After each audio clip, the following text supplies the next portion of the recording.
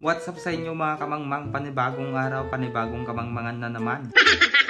Dahil ngayong umaga ay gabi, nandito tayo ngayon sa gazebo. Dito kasi namin ise-celebrate ang graduation ni Ate Tricia. Dahil nga nagsusuntukan na yung mga laman loob ni Carlo, gutom na siya at gigil na ring makainom ng alak.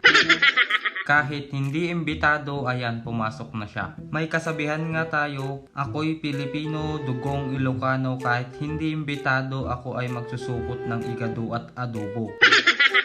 Pagpasok pa lang nga namin, ayan, nag-order na kami agad ng alak.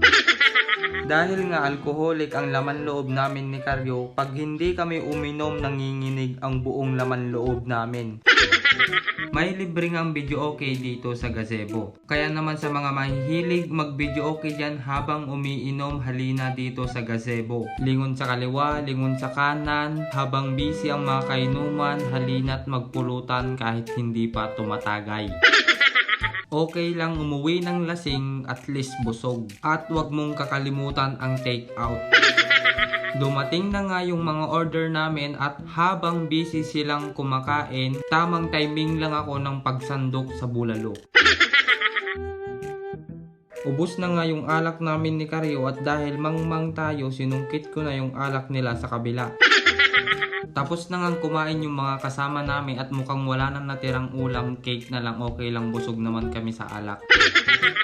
Sa dami naming nainom, ayan, sumipa na yung Red Horse. Naging DJ na nga yung isa. Sa sobrang lakas ng sipa ng Red Horse, pati kamera nadamay. Hindi ko na alam kung epekto ba to ng alak o epekto ng nakalimutan uminom ng gamot o epekto ng kakapanood ng Viva Max. Dahil hindi na namin mapigilan na magsuntukan yung laman loob naming dalawa at ayan, kumain na din kami. Grabe nga yung bulalo nila dito, pang last supper. Mukhang bibitayin na ako mamaya.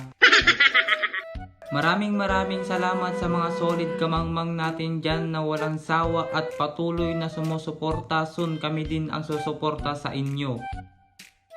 Oh, Carlo!